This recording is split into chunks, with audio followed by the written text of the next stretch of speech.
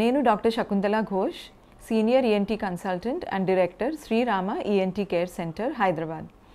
ఈరోజు నేను rhino nasal allergy గురించి మాట్లాడతా. సో ఎలర్జీ అనేది ఇక్కడ నోస్లో ఎలర్జీ ఉంటే ఎలర్జిక్ రైనైటిస్ అంటాము, థ్రోట్లో ఎలర్జీ ఉంటే ఎలర్జిక్ ఫ్యారింజైటిస్ అంటాం. ఒక్కొక్కసారి రెండు ఉంటాయి. సో దానివల్ల సైనసైటిస్ కూడా ఫామ్ అవుతుంది. So allergic rhinopharyngitis or sinusitis. అదే ఎలర్జీ ఇక్కడ విండ్ పైప్లో స్ప్రెడ్ అయితే allergic bronchitis or bronchial asthma ఇవి కూడా అవుతాయి. సో ఇవి different manifestations of allergy. Allergy ఎందుకు ఉంటుంది? ఎలర్జీ వేరే ఎన్నో కారణాల వల్ల ఉండొచ్చు. ఒకటేమో డస్ట్ ఎలర్జీ, అంటే వాతావరణంలో ఉన్న డస్ట్ మైట్స్ ఉంటుంది, చిన్న చిన్న పురుగులు ఉంటాయి డస్ట్లో, so dust allergy. Second thing is food allergy.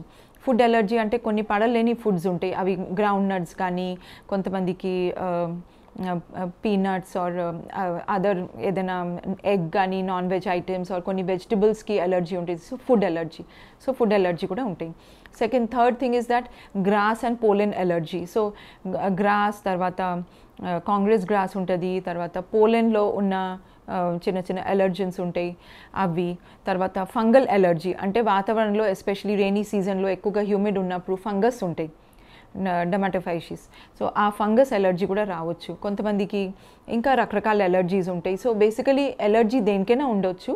కొంతమందికి హెరిడిటరీ ఉంటుంది, బై బర్తే ఎలర్జీ ఉంటుంది, బికాజ్ వాళ్ళకి పేరెంట్స్కి, గ్రాండ్ పేరెంట్స్కి ఫ్యామిలీ హిస్టరీ ఉంటుంది. కొంతమందికి చైల్డ్హుడ్లో ఏమీ ఉండదు, బట్ ఈ కంటిన్యూస్ డస్ట్ ఎక్స్పోజర్ అవటం వల్ల పొల్యూషన్, పార్టికులేట్ మ్యాటర్ ఉంటుంది, అంటే వెహికల్స్ వల్ల ఉన్నాయి అన్ని సస్పెండెడ్ పార్టికల్స్ ఉంటాయి ఎయిర్లో, అవి రెగ్యులర్గా ఎక్స్పోజ్ అయితే, హెల్మెట్ యూస్ చేయకపోతే, మాస్క్ యూస్ చేయకపోతే, రెగ్యులర్ ట్రావెల్ చేసే వాళ్ళకి కూడా సెకండరీలీ ఎలర్జీ డెవలప్ అవుతుంది. అంటే ఇనిషియల్లీ చైల్డ్హుడ్లో ఉండకపోవచ్చు, తర్వాత డెవలప్ అవుతుంది. సో ఎలర్జీస్ ఎన్నో రకాలు ఉంటాయి. అండ్ ఈ ఎలర్జీస్ వల్ల స్నీజింగ్, రన్నీ నోజ్, ఇచ్చింగ్, ముక్కులో కానీ, ఐస్లో కానీ, థ్రోట్లో కానీ, ఇయర్స్లో ఇచ్చింగ్ ఉంటుంది.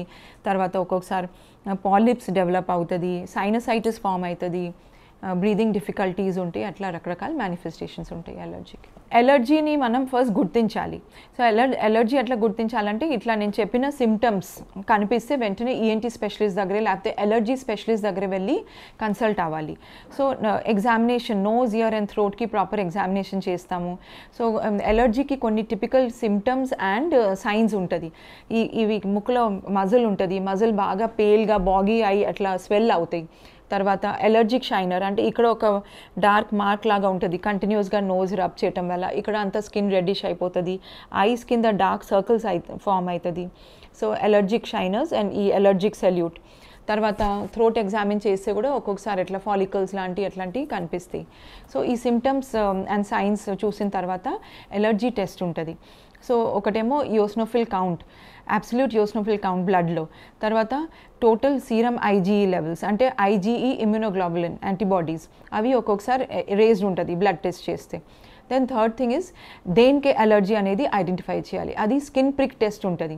సో చిన్న చిన్న ఇంజెక్షన్స్ అట్లా స్కిన్లో ఇస్తే డిఫరెంట్ ఎలర్జెన్స్తో దాన్ని చూసి ఆ రీడింగ్ బట్టి మనం కనుక్కోవచ్చు దేనికే ఎలర్జీ ఉంది. అంటే కొన్ని ఫుడ్ ఐటమ్స్ కానీ, ఎయిర్లో ఉన్న allergens, fungus allergy, dust allergy, pollen allergy, ఇవన్నీ గుర్తించుకోవచ్చు. దాన్ని బట్టి ట్రీట్మెంట్ కూడా ఇవ్వచ్చు. అంటే యాంటీ ఎలర్జిక్ ప్రొలాంగ్ ట్రీట్మెంట్ ఉంటుంది. సీజనల్ ఎలర్జీ ఉంటే, అంటే పర్టికులర్ సీజన్లో ఎలర్జీ ఉంటే ఆ 2-3 months తీసుకోవాలి.